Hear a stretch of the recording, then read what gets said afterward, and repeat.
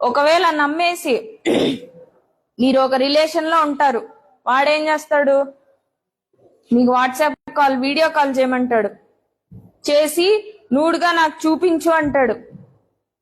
ఇలాంటివి కూడా ఉన్నాయి, చాలా మా దగ్గరే ఉన్నాయి కేసెస్. మీరే మీ అప్పుడు రిలేషన్ లో ఉన్నాం, వీడినే మేము పెళ్లి చేసుకుంటాం కదా, వీడిని నమ్మచ్చు, నా కాబోయే హస్బెండ్ కే కదా నేను చూపిస్తానని మీరు అనుకుంటారు. కానీ వాడు ఏం చేస్తాడు, అన్ని స్క్రీన్ షాట్స్ తీసుకుంటాడు, వాడి ఫోన్ లో భద్రంగా దాన్ని సేవ్ చేసుకుంటాడు. ఎప్పుడైతే నీకు వాళ్ళకి గొడవ వచ్చినా అప్పుడు బ్లాక్ మెయిల్ చేయడం స్టార్ట్ చేస్తాడు. అది మనీ కోసం కావచ్చు, సెక్షువల్ ఫేవర్స్ కోసం కావచ్చు, ఇంకేదైనా కావచ్చు. లేదా మీరు వదిలేయాలనుకుంటున్నారు, వాడికి ఇంకోటి ఏదో రిలేషన్ ఉందని, అప్పుడు వదిలేయాలనుకున్నా కూడా వాడు దీన్ని చూపించి బ్లాక్ మెయిల్ చేస్తాడు. అప్పుడు ఏం చేస్తారు మీరు, మీ ఇంట్లో చెప్పలేరు, కొంతమంది రారు, చాలా వరకు పోలీస్ స్టేషన్ దాకా రారు, ఏదో కొంతమంది ధైర్యం చేసి వస్తారు.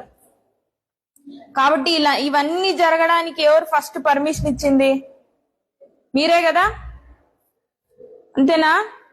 వాడు పెళ్లి చేసుకున్నా చేసుకోకపోయినా ఎవ్వరికి కానీ ఇలాంటివి చెయ్యొద్దు. మీ ప్రైవేట్ ఫొటోస్ అస్సలే షేర్ చెయ్యొద్దు. వాడికి అంత